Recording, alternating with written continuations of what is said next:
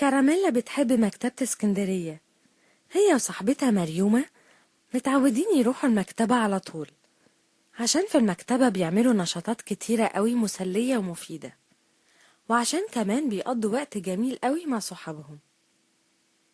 كل مرة كراميلا بتروح فيها المكتبة بتختار كتاب بيتكلم عن موضوع جديد عشان تقراه.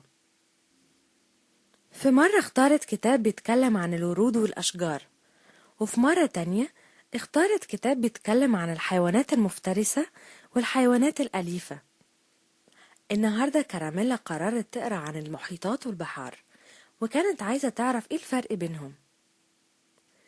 كراميلا راحت للمكان المخصص للكتب، وهناك مسؤولة المكتبة ساعدت كراميلا إنها تختار الكتاب اللي هي عايزة تقراه.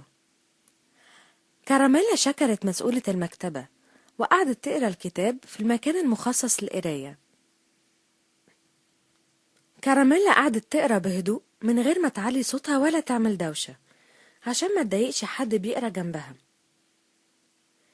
كراميلا كانت بتحب الكتب قوي، وعشان كده ما كانتش بتبوظ الكتاب اللي هي بتقراه، ما بتتنيش الورقة ولا بتكتب في الكتاب.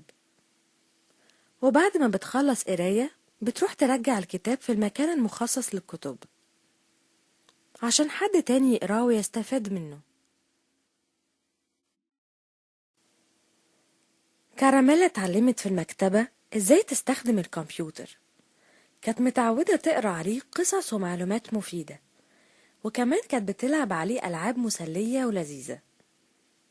من أحلى الحاجات اللي كراميلا كانت بتحبها في المكتبة فقرة حكي القصص. كل الأولاد والبنات بيتجمعوا مع بعض وبيقعدوا في هدوء ونظام عشان يسمعوا الحدوتة. كراميلا كانت بتحب الحواديت قوي، وكانت بتروح تحكيها لمامتها وباباها. بعد ما كراميلا وصحابها سمعوا القصة قعدوا مع بعض يتفرجوا على فيلم فيه معلومات عن الفضاء. كراميلا عرفت الفرق بين النجوم والكواكب والأقمار والمجرات، وكانت مبسوطة قوي عشان كانت أول مرة تعرف معلومات عن الكون والفضاء.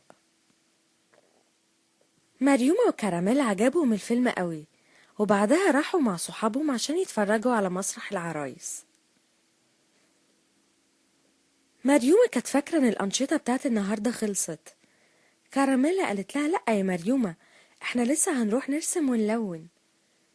مريومة وكراميلا فنانين وبيحبوا الرسم والتلوين، قعدوا يرسموا ويلونوا مع بعض وكانوا مبسوطين.